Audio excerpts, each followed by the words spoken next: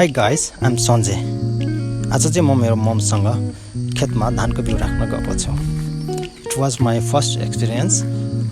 School सबै यतै पढे पनि मैले यो कामहरू कहिले गर्ने मौका पनि पाएको थिएन, लाइक घरबाट पनि गराउनु हुन्थ्यो। सो आज चाहिँ पनिकको मेरो गाउँको भ्याकेसनमा ममसँग धानको बिउ राख्न गएँ।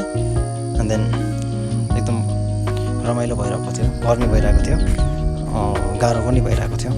एकदम मजा आयो सँगसँगै काम गर्नलाई। देन मैले सानो एउटा भ्लग पनि बनाएँ।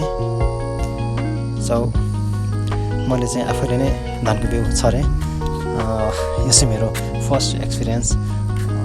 लाइक आउन त आउँदैन थियो, तैपनि ममलाई सोधेर ममले गाइड गर्दै हुनुहुन्थ्यो। एन्ड देन मैले सबै छरेँ, जानी नजानी। देन लाइक लास्टमा यस्तो भयो।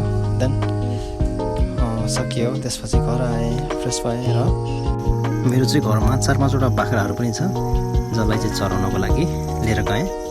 सो यो चाहिँ म पहिला गाउँमा आउँदाखेरि पनि जान्थेँ। एन्ड देन सो रमाइलो पनि लाग्यो। मेरो गाउँबाट देख्ने यो भ्युजहरू अहिले हरियाली छ, जुन चाहिँ हामी उता सहरमा बस्दाखेरि बिर्सिँदो रहेछौँ। तर गाउँमा आएपछि यस्तो पो हुन्छ है भनेर थाहा हुँदो रहेछ।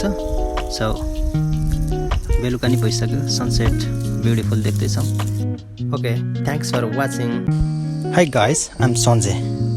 आज चाहिँ म मेरो ममसँग खेतमा धानको बिउ राख्न गएको छु। It was my first experience.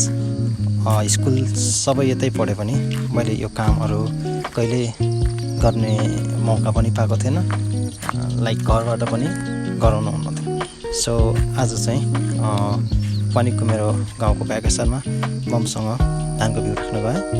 And then एकदम रमाइलो भइरहेको थियो, गर्मी भइरहेको थियो, गाह्रो पनि भइरहेको थियो। एकदम मजा आयो सँगसँगै काम गर्नलाई। देन मैले सानो एउटा भ्लग पनि बनाएँ। सो मैले चाहिँ आफैले नै धानको बिउ छरेँ। यो चाहिँ मेरो फर्स्ट एक्सपिरियन्स। लाइक आउन त आउँदैन थियो, तैपनि ममलाई सोधेर ममले गाइड गर्दै हुनुहुन्थ्यो। एन्ड देन मैले सबै छरेँ, जानी नजानी। देन लाइक लास्टमा यस्तो भयो।